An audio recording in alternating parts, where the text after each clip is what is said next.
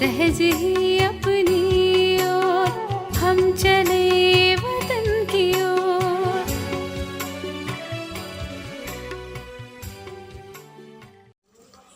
ஓம் சாந்தி 21/7/1973 அவ்யக்த பாப்தாதா மதுபன். வாணியின் தலைப்பு ஆன்மீக நீதிபதி மற்றும் உலகியல் நீதிபதி. தன்னை நீதிபதி என்று நினைக்கிறீர்களா?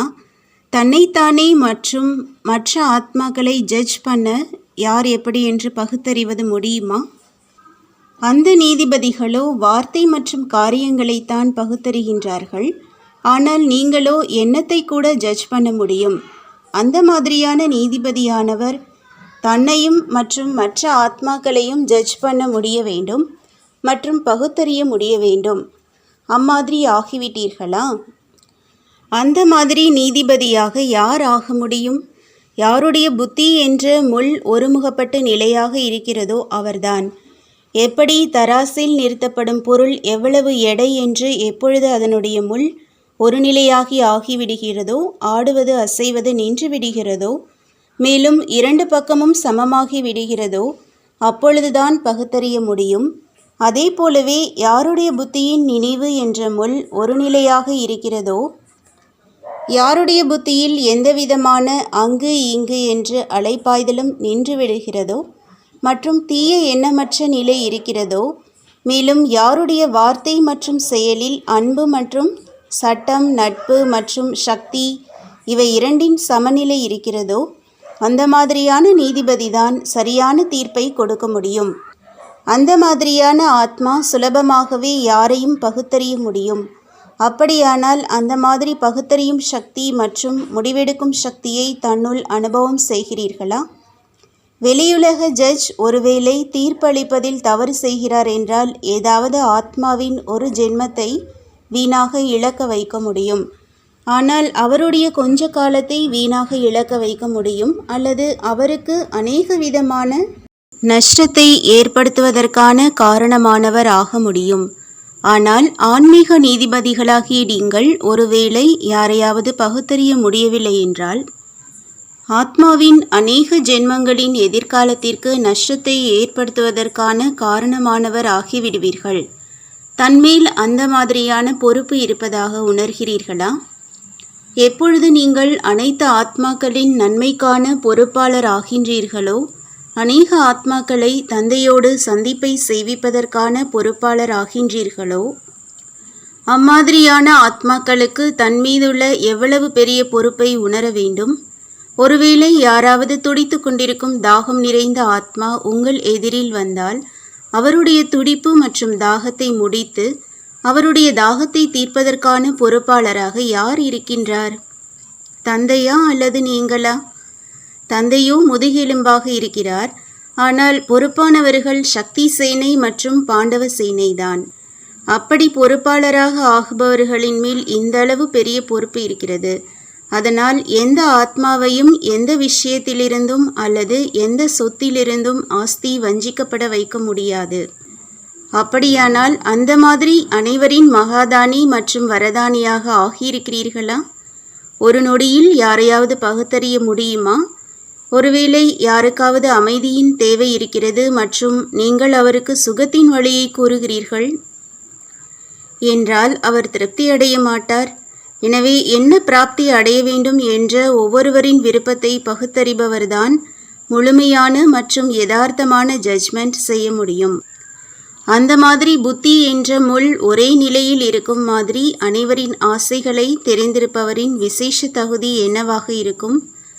அன்பு மற்றும் சட்டத்தின் சமநிலை இருப்பதற்காக முக்கியமாக விசேஷ தாரணையாக என்ன இருக்கும்? அனைவரும் கூறினார்கள். மிக நல்ல விஷயங்களையோ கூறினீர்கள். யார் அவரே ஆசை என்றால் என்னவென்று தெரியாத நிலையில் நிலைத்திருப்பாரோ அவர்தான் யாருடைய ஆசையையும் நிறைவேற்ற முடியும் என்பதே இவை அனைத்தின் சாரமாகும். ஒருவேளை தன்னிடமே ஏதாவது ஆசை நிறைவேறாமல் இருந்துவிட்டது என்றால் அவர் மற்றவர்களின் ஆசைகளை நிறைவேற்ற முடியாது. எப்பொழுது தானே யுக்தி நிரம்பிய ஞானம் நிறைந்த மற்றும் எப்பொழுதும் வெற்றி நிறைந்தவராக இருப்பாரோ அப்பொழுதுதான் ஆசை என்றால் என்னவென்று தெரியாத நிலை இருக்கும். யார் அவரே வெற்றி மூர்த்தியாக இருக்க மாட்டாரோ அவர் அநேக ஆத்மாக்களின் எண்ணங்களை கூட வெற்றியடைய செய்ய முடியாது. எனவே யார் நிரூபணம் கொடுக்க வேண்டும்? ஆசிரியர் ரூபத்தில் ஸ்லோகன் எதுவரை வாழ்கிறோமோ அதுவரை படிக்க வேண்டும். அதாவது கடைசி நிமிடம் வரை படிக்க வேண்டும். ஒருவேளை இந்த லட்சியம் உறுதியாக இருக்கிறது என்றால் பின்பு அனைத்து பிராப்திகளும் தானாகவே இருக்கும். மேலும் குருவின் ரூபத்தில் ஸ்லோகன் எங்கு அமர வைக்கிறாரோ, எப்படி அமர வைக்கிறாரோ, என்ன கூறுகிறாரோ, எப்படி கூறுகிறாரோ, எப்படி நடத்துவிக்க வேண்டுமோ மற்றும் எப்படி தூங்க வைக்க வேண்டுமோ, அதாவது அனைத்தையும் செய்விப்பவர் செய்வித்து கொண்டிருக்கிறார் என்ற இந்த நிலைதான் சத்குருவின் ஸ்லோகன் ஆகும். இப்பொழுது காதலனின் ரூபத்தில் என்ன ஸ்லோகன் இருக்கிறது? உன்னோடுதான் அமருவேன், உன்னோடுதான் அருந்துவேன் மற்றும் மூச்சுக்கு மூச்சு உன்னோடு இருப்பேன். இதுதான் காதலனின் ரூபத்திற்கான ஸ்லோகன். இந்த அனைத்து விஷயங்களையும் உங்கள் எதிரில் கொண்டு வந்து தன்னுடைய முயற்சியை சோதனை செய்யுங்கள். இவை அனைத்தையும் ரிவைஸ் செய்ய வேண்டும். வெகு காலமாக மற்றும் ஒரே சீரான, அதாவது இடைவிடாது 4 உறவுகளையும் வைத்து கொண்டிருந்தேனா அல்லது இடையிடையே துண்டிக்கப்பட்டதா என்ற இதையும் சோதனை செய்யுங்கள். ஒருவேளை இடையில் ஏதாவது இடைவெளி இருந்துவிட்டது என்றால் அடிக்கடி துண்டுபட்ட உறவு பலகீனமாக இருக்கும். எனவே இந்த 4 விஷயங்களின் ஆதாரத்தில் தன்னுடைய வாழ்க்கையை ரிவைஸ் செய்து பாருங்கள். இந்த சோதனையை செய்து என்னுடைய பிராப்தி என்னவாக இருக்கிறது என்று தன்னைத்தானே பகுத்தறிய முடியும். சூரிய வம்சத்தில் வருவேனா அல்லது சந்திர வம்சத்திலா? சூரிய வம்சத்திலும் ராஜ குடும்பத்திலா அல்லது சுயம் மகாராஜா மகாராணி ஆகுபவரா? இப்பொழுது கடைசி பரீட்சைக்கான நேரம் அருகில் இருக்கிறது என்றபோது எப்படி லௌகிக படிப்பில் அனைத்து பாடங்களும் ரிவைஸ் செய்யப்படுகிறது, மேலும் ஒவ்வொரு பாடத்தையும் ரிவைஸ் செய்து தன்னுடைய குறையை சரி செய்கிறார்கள். அனைவரும் தன்னுடைய முயற்சி செய்வதை இந்த விதமாக ரிவைஸ் செய்ய வேண்டும். எப்படி தனக்கே நீதிபதியாக ஆவது, அதற்கான முறையை இப்பொழுது கூறிக்கொண்டிருக்கிறோம். அப்படி தன்னையே பகுத்தறிவது வந்துவிட்டது என்றால் பின்பு மற்றவர்களையும் சுலபமாகவே பகுத்தறிய முடியும். எப்பொழுது சுயம் தானே பிராப்தி நிரம்பியவராக இருப்பாரோ அப்பொழுது மற்றவர்களுக்கும் பிராப்தி செய்விக்க முடியும். இந்த சோதனை செய்வதோ சுலபம்தான் இல்லையா? ஒரு பாடம், ஒரு சம்பந்தம், ஒரு தாரணை, ஒரு ஸ்லோகனில் கூட குறை இருக்க வேண்டாம். இப்பொழுது ரிசல்ட் வெளியாவதற்கான நேரம் வந்து கொண்டிருக்கிறது என்றால் ரிசல்ட் வெளியாவதற்கு முன்பாகவே புகார்களை முடித்து விடுங்கள். உங்களுடைய புகாரையும் சுயம் நீங்களே செய்கிறீர்கள். அமிர்த வேலையிலிருந்து உங்களுடைய புகாரை செய்கிறீர்கள். எதுவரை தன்னுடைய புகார்கள் இருக்கின்றனவோ அதுவரை முழுமையாக ஆக முடியாது. எனவே தானே மாஸ்டர் சர்வசக்திவான் ஆகி தன்னுடைய புகாரை முடித்து விடுங்கள். இருந்தாலும் இப்பொழுது கடைசி வாய்ப்புக்கான நேரம் இருக்கிறது. பின்போ மிக கால தாமதத்தின் அறிவிப்பு பலகை போடப்பட்டுவிடும். இப்பொழுது பிராப்திக்கான நேரம் கூட அதிகம் கடந்துவிட்டது. கொஞ்சம் இருக்கிறது, பின்பு வேதனைப்படும் நேரம் வந்துவிடும். அந்த நேரத்தில் பிராப்தி செய்ய முடியாது. எனவே கொஞ்ச நேரம் என்ன இருக்கிறதோ இந்த வாய்ப்பு கூட மற்றவர்களின் காரணமாக உங்களுக்கும் வாய்ப்பு கிடைத்திருக்கிறது. இருந்தாலும் வாய்ப்புதான் இல்லையா? அப்படியானால் வாய்ப்பை பயன்படுத்தி கொள்ள வேண்டுமா அல்லது இழக்க வேண்டுமா? உங்களுடைய முயற்சியினால் நீங்கள் என்ன விரும்புகிறீர்களோ அதை செய்ய முடியும். எனவே இப்பொழுதிலிருந்தே ரிவைஸ் செய்யுங்கள். எப்பொழுது ரிவைஸ் செய்வீர்களோ மற்றும் நிர்ணயம் செய்வீர்களோ என்றால் எந்த ரூபத்தில் செய்ய வேண்டும் என்பதை ஏற்கனவே கூறியிருக்கிறோம். விதியையோ சொல்லியே விட்டோம். ஏனென்றால் விதிபூர்வமாக செய்வதினால் சித்தியின், அதாவது விரும்புகின்ற பிராப்தியோ இருக்கவே இருக்கின்றது. யார் சம்பூர்ண நிலையின் வெகு அருகில் இருப்பாரோ அவருடைய எண்ணத்தில், வார்த்தையில் மற்றும் செயலில் ஒரு போதை இருக்கும். அது எது?